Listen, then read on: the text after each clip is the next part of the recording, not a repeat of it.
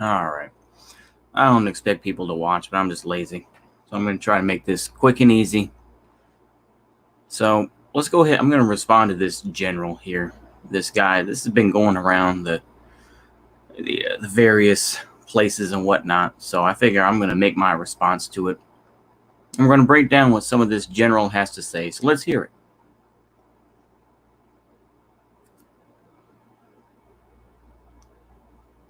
Mr. Chair, and thank you, gentlemen, for joining us today. I know my time is very precious, but I would like to yield some of my time to General Milley because I know that he had some comments that he wanted to make when Representative Gates was talking, as well as Mr. Waltz, about a similar subject of the stand down and race theory.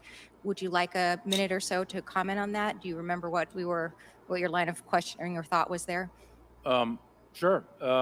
First of all, on the issue of critical race theory, etc. Let's start with this. I think it shows how pitiful the U.S. is that they have to go back to this World War II pattern uniform. I think it's pitiful. I'll be honest with you. I think it's pitiful.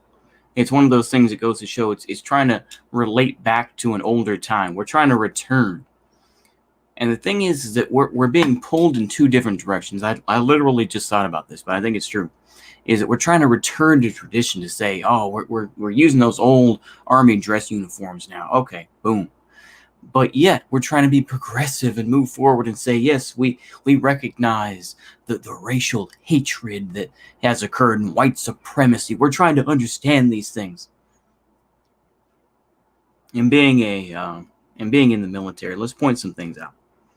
I don't know what this one is right here, but this is a Master Parachutist badge, which I imagine this is what this is as well. This is a unit badge. I cannot tell what these are for offhand, these ribbons, but let's see here. So we've got CIB, Combat Infantryman's Badge, obviously 101st Airborne, Chicken Hawks. Looking at this, he's got, I assume these are 5, 10, 15, 20, 25. Maybe it's 3 years. So 3, 6, 9, 12, 14, 16, 18, 20, 24, 26. I'm not sure. I'm going to say that's the case. But yeah, that's what those are for, measuring the years of service. These two are campaign ribbons, I believe, and what I'm thinking. And I'm not sure. I can't really tell. Let me see if I can tell later on. But let's hear what this general has to say. Etc. I'll obviously have to get much smarter on whatever the theory is.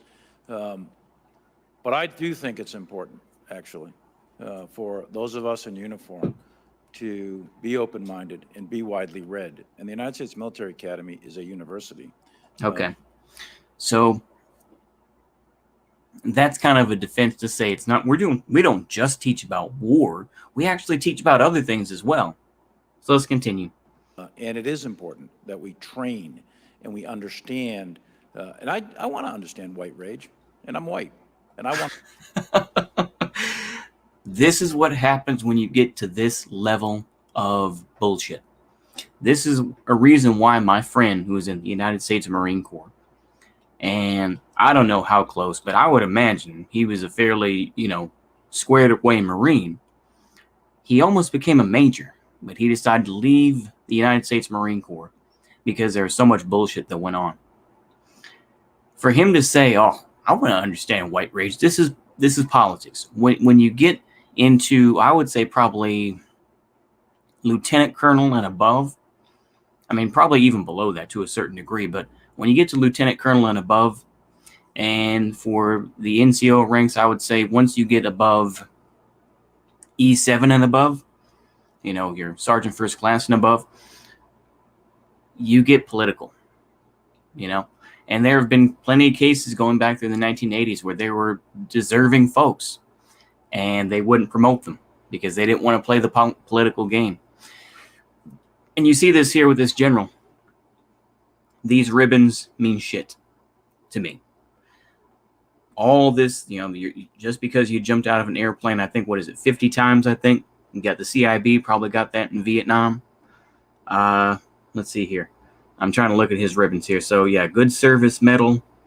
I want it, like I say, I'm looking here. I can't really tell all his ribbons offhand. If I knew better, then I would. But Yeah, I think, this means nothing. These mean nothing to me because this guy is learning to play the political game. He might as well just be the same politician that he's talking to right there. I want to understand it. So what is it that caused thousands of people to assault this building and try to overturn the Constitution of the United States of America? What caused that? Okay. You can talk about what caused it all you want to, which is, that basically small businesses are getting screwed over. We saw all the riots that occurred over that past summer, and we saw a lot of people were angry. The thing is, though, General, I will be more angry about the treatment of troops of the United States Army who were made to sleep on the floor and then sleep in the fucking parking lot of the building. I would be more upset about that, General. Why aren't you upset about that? He doesn't say shit about that. Now, obviously, he wants to go in. He wants to do a virtue signal. That's what it is. This is virtue signaling 101. I want to find that out. I want to maintain an open mind here, and I do want to analyze it. It's important that we understand that because our soldiers, sailors, airmen, Marines, and Guardians, they come from the American people. So it is important that the leaders... Yeah, those people are getting kicked out. There are enough people who are getting kicked out because of their beliefs. So no. Leaders, now and in the future, do understand it. I've read Mao Zedong. I've read Karl Marx. I've read Lenin. That doesn't make me a communist. So what is...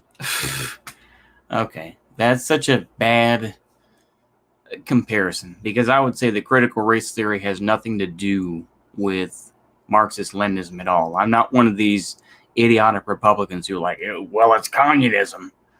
No, it's another form of insurrection. But it's just more internal and it kicks a lot of folks out. And when people finally wake up to it, it's going to be too late. What is wrong with understanding, having some situational understanding about the country for which we are here to defend? And I personally find it offensive that we are accusing the United States military, our general officers, our commissioned, non-commissioned officers of being, quote, woke or something else. I don't care, Matt Gaetz. No, you should be in jail, Matt Gaetz. I saw some people were defending Matt Gaetz. No, rotten hell, Matt Gaetz. Because we're I don't care about that. That was started at Harvard Law School years ago, and it proposed that there were laws in the United States, antebellum laws prior to the Civil War, that led to a power differential with African Americans that were 3/4 of a human being. Okay, General. So you're not going to talk about the general feeling of people like Ulysses S. Grant towards black folks. Like I say, you can say that now because you're removed from it, but it's like if you look at how the Union, ordinary people in the Union, didn't give a shit about black folks either. Like I say, that's why you had slave catchers and all that, right? This is what, the BLM types and all that always say is that the police were originally, they came from slave catchers and all this. Yeah, it came from slave catchers and also came to fight gangs in New York, but like I say, it's a whole different story. But he's not going to mention that. He's not going to mention any of that. So yeah, let's continue. This country was formed. And then we had a Civil War and Emancipation Proclamation to change it. And we brought it up. Emancipate. This guy's going to say the Emancipation Proclamation did that. He's not going to talk about, like I say, you don't go far enough, do you, General? You're not going to talk about the grandfather clause. You're not going to talk about the carpetbaggers that came into the South. You're not going to talk about the northern migration. None of that. None of that. I understand what you're trying to, once again, virtue signal. Go ahead, General. The Civil Rights Act in 1964. It took another 100 years to change that. So, jeez. A lot of folks would say the Civil Rights Act didn't go far enough, but yeah, okay.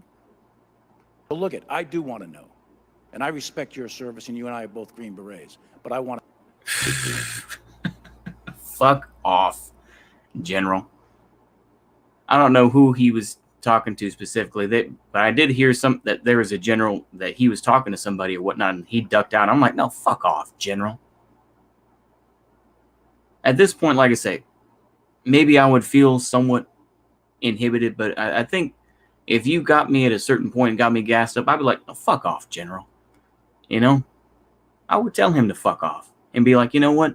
Those ribbons on your chest mean nothing. That CIB means nothing.